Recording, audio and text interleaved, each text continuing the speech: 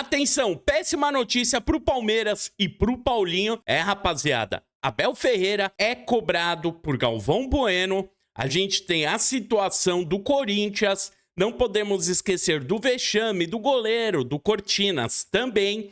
E as datas da Libertadores. Será que o Palmeiras vai ficar sem o estádio? Carta na rede, muito mais que 90 minutos. Bora lá, meu irmão. Vem comigo, vem? Então roda a vinheta.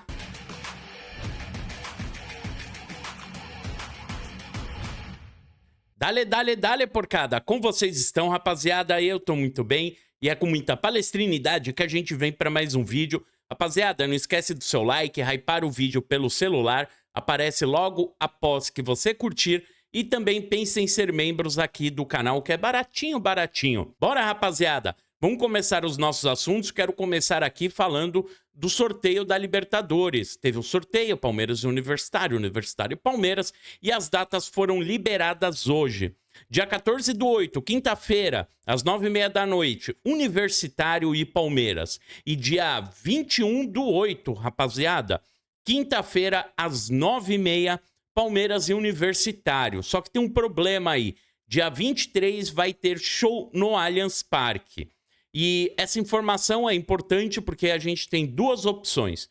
Ou a gente joga com aquele esquema de torcida reduzida, ou então a gente joga em outro estádio. Provavelmente Barueri. E a gente sabe que o nosso retrospecto no Barueri, em Barueri, esse ano tá muito bom, tá legal, tem tudo isso, mas nada como jogar no Allianz Parque. Palmeiras jogando dia 21, o show sendo dia 23, a gente tem aí praticamente 2 dias para eles ajeitarem um palco. Depende tudo do palco que eles ajeitam. Mas eu recebi uma informação há um tempo atrás que o palco que é utilizado para os shows é sempre o mesmo. É isso. Seria como se fosse a Real Arenas, que quem cuida do estádio do Palmeiras para shows, eventos, tudo isso, ela já tivesse o palquinho dela lá. Então, o evento, ele já sabe que é evento grande, já tem o mesmo esquema para montar. Então, a gente sabe que o tempo deve ser o mesmo para montar o palco, que ele já tem a equipe pronta, que sabe montar o mesmo palco, tudo isso. Essa informação é importante para a gente ter uma média de tempo. E assim que tiver alguma atualização, eu trago aqui para vocês. Rapaziada, quero trazer agora a info que, cara, incrível, incrível.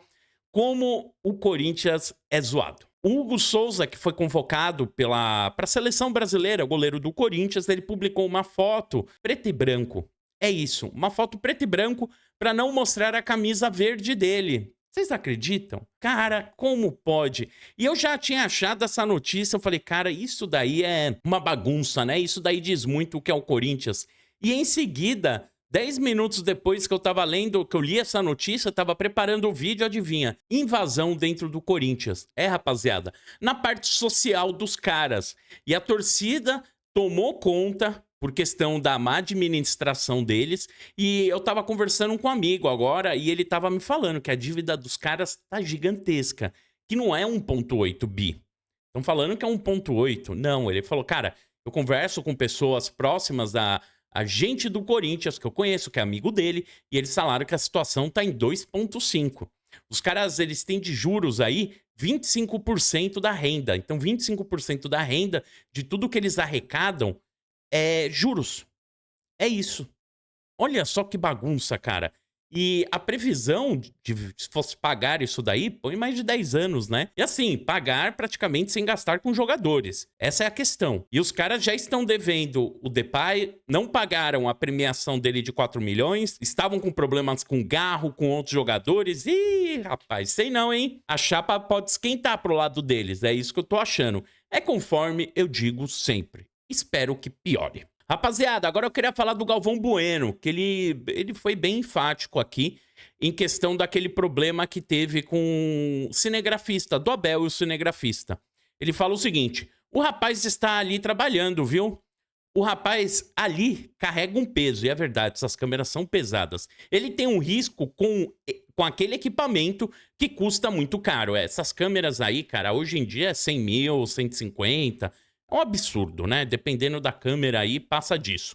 Mas eu achei interessante porque eu gosto muito do Galvão. Ele, apesar dele ser flamenguista, ele já falou isso diversas vezes, ele é um cara, meu, que pode ter certeza, se ele ver alguma coisa errada, ele vai falar. E se ele ver algo injusto, ele também vai falar. Mas, pra vocês verem que o negócio do Abel repercutiu até no programa do Galvão, que vai mal de audiência, hein? Ainda tem essa, vai mal de audiência. Agora a gente vai pra notícia que mexeu com a torcida do Palmeiras agora à noite. Paulinho. É o seguinte, rapaziada, essa informação eu tinha recebido há umas 2 semanas de uma amiga minha e ela tinha dito que ele passaria provavelmente por uma cirurgia novamente após aí um Mundial de Clubes. Que o Palmeiras faria um trabalho com o Paulinho porque ele voltou a sentir dores. E com isso, rapaz, não tem jeito. O Palmeiras faria um trabalho com o Paulinho, trabalho de carga, principalmente ali no osso, na tíbia, onde ele operou, e tentaria, até depois do Mundial, ver se ele melhorasse. Ele melhorando, o Palmeiras seguiria a vida normalmente. Caso ele não melhore, ele terá que passar por outra cirurgia. Aí eu não sei, cara, o que eu fico pensando dessa história, né? Hoje eu tô falando sobre isso porque o nosso palestra, eles confirmaram exatamente essa info. Mas eu fico pensando o seguinte, será que foi por isso que o Galo vendeu o jogador, um grande jogador deles, e eles venderam caro, 120 milhões de reais? Ninguém do Palmeiras analisou, trabalhou, cuidou, fez uma curadoria em cima dessa cirurgia?